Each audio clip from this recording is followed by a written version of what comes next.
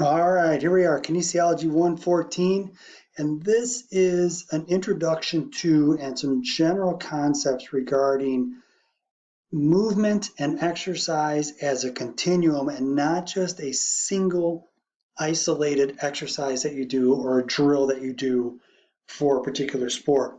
So with this class, I want you to start to visualize and start to think about movement patterns and how we not only translate skill, but how we can kind of progress and regress different skills to be able to introduce different challenges. But the big thing and the big thing I'm after here and the takeaway in this presentation is how to think of movement as a continuum. Now, when we look at this, we first have to kind of wrap ourselves around the concept of when we're talking athletes and training athletes, we start with the foundation of athleticism first. And this is especially true in a high school environment where you have some of your athletes are going to be doing multiple sports. And so as a result, there really isn't a specialization component. And so you're training them to be better athletes overall, and that translates to all other sports. Then you get into training for a particular sport. Football is different than softball, softball is different than basketball, and then you train for a different position. You have wide receivers, pitchers, outfielders, centers in basketball, guards in basketball. They all have different sport-specific requirements.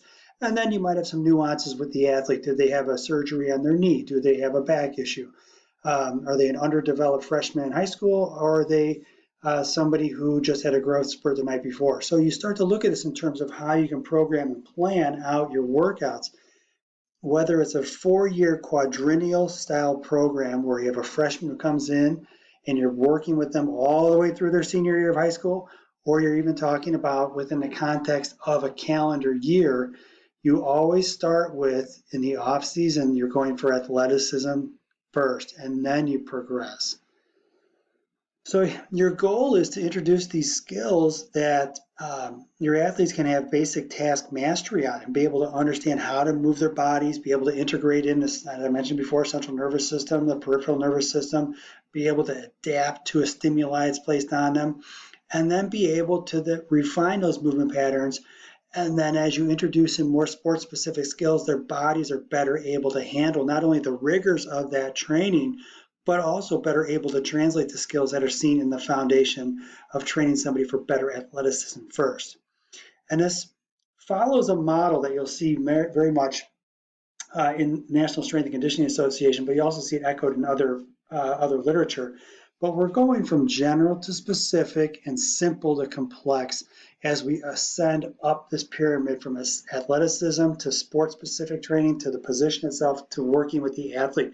Can't be much more specific and more complex when you're talking about working with the athlete versus overall athleticism, where it's just basic movement patterns that are simple in nature and very generalized that allow a person to work out and provide a foundation for that person going forward. So here's a wonderful example, right? So you have a 4-cone, 5-touch drill that we'll do in class where you can integrate in different types of athletic movements to make it more specific to a particular sport. So 4 cones, 5 touches. An athlete has 4 cones that are roughly 5 yards apart in a square, and they touch 5 cones and accelerate out of the drill, exit out of the drill. Then you have 4 cones, 5 touches, but it's on the coach's audible cue, a clap. The coach points to the cones that the athlete is to sprint to and touch, and then the coach gives the cue for the athlete to exit the drill. That puts in play a type of stimuli and a response to a stimuli. Now, I don't care what sport it is, but just about every sport you play, you're going to have to react to a stimuli. Could be verbal, could be visual, right? You're going to have to react to something that's in front of you as an athlete. And so what we can do is integrate in now something that's even more specific. And here's 2 different types of movement patterns, one of which has an implement. 2 of which have an implement, and the other is just a movement pattern seen in a sport. 4 cones, 5 touches, same thing. Coach gives a cue. Coach is pointing to the cones. Athlete responds, and after the last touch, the athlete is presented with a ball and they have to bump in volleyball. Or in football, somebody else, a second coach, is throwing a football to a receiver and they have to catch the ball when they exit the drill. Another example is 4 cones, 5 touches, same idea, responding to a stimuli. And then in wrestling, you can do 1 of 2 moves. You can do a shoot as you exit the drill, or a sprawl and then sprint out of the drill. So again, you can find ways to integrate in specific movement patterns or implements to make a drill more specific. So what you've just done now is you've created a continuum of a basic exercise of 4 cones, 5 touches, 4 cones, 5 touches with a cue, 4 cones, 5 touches with an implement, or 4 cones, 5 touches with a specific movement pattern that the athletes have to do. It's not just one-dimensional now. You've created an entire continuum of movement, and this is a real basic visualization of that. So for example, we take running technique warm-up, we do a pivot and push type drill, we do a step cross step drill with hurdles, which we'll do in class. You have 4 cones, 5 touches, which utilizes footwork seen in step cross step. And then you have 4 cones, 5 touches with a sport-specific application where we chuck a ball at the person or we do a shoot and a sprawl. This is kind of how I want you to visualize movement, really simplified. I didn't want to put videos in here to wow you. I just want you to get this concept of how you're trying to translate a skill from something very basic in running technique warm-up, the footwork seen in the pivot and push, to how we can apply it here. And then the next chevron over here to the right would be you on the basketball court or you on the baseball diamond, whatever it may be. Take this a step further. When we look at how we progress, on the left-hand side, we have exercise that goes from general to specific, from simple to complex, and from very predictable to non-predictable. Again, when you're in an athletic event and you're playing a sport, you'll have to respond to some type of stimuli. No matter what sport it is, there's some type of stimuli you have to respond to. So we go ahead and we start with something very basic, sprinting straight ahead. It doesn't get more basic than that. Then we go into sprint, back pedal sprint, where we have cones laid out, maybe 10 yards, 5 yards, 10 yards, 5 yards. So you have context provided, but there are no cues provided by the coach, no claps, no whistle. We go into sprint, back pedal sprint, same movement pattern, same exercise. We're just building upon sprinting seen in the first part of the actual continuum.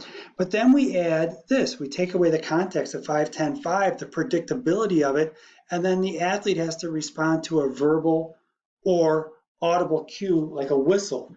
So the athlete sprints, the coach claps their hands, they backpedal, they clap their hands, they sprint, they clap their hands, they backpedal, and they have to respond to that audible cue.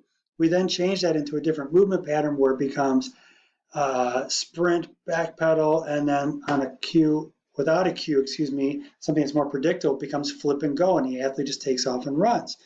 We then take that into a visual cue where the athlete is doing sprint, backpedal, and there's a visual cue with a hand signal that the athlete takes off and does a flip and go and runs the opposite direction.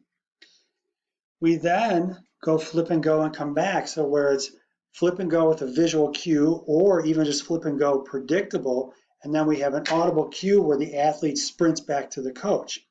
We can take this even a step further and use both audible as well as visual cues, and we can do any number of different series on this where it's sprint, backpedal, flip and go on an audible cue, visual cue, come back, audible cue, flip and go again, and we can do this over and over and over again with the idea that we're trying to get our athletes to respond to different types of stimuli and get them to respond to an external cueing mechanism to allow them to be more responsive on or in a competitive event. So guys, when you look at this, I don't want to wow you with too much on this, but I just want you to think in terms of we progress from general, very simple and predictable movement patterns and predictable exercise to things that are much more specific, much more complex, and they're more non-predictable, and they emulate and they take on the characteristics that might be seen in a game environment. We're always going to talk about translating the skill, however small it might be. We're going to translate that across a continuum of movement. So it becomes almost like a family tree of movement, and you're rooting it all the way back to one particular movement pattern you may be found or experienced in running technique warm-up. So with that, guys, I'm going to break from this video right here. I think that's plenty for this one. We're going to have more here in the next video. Thanks.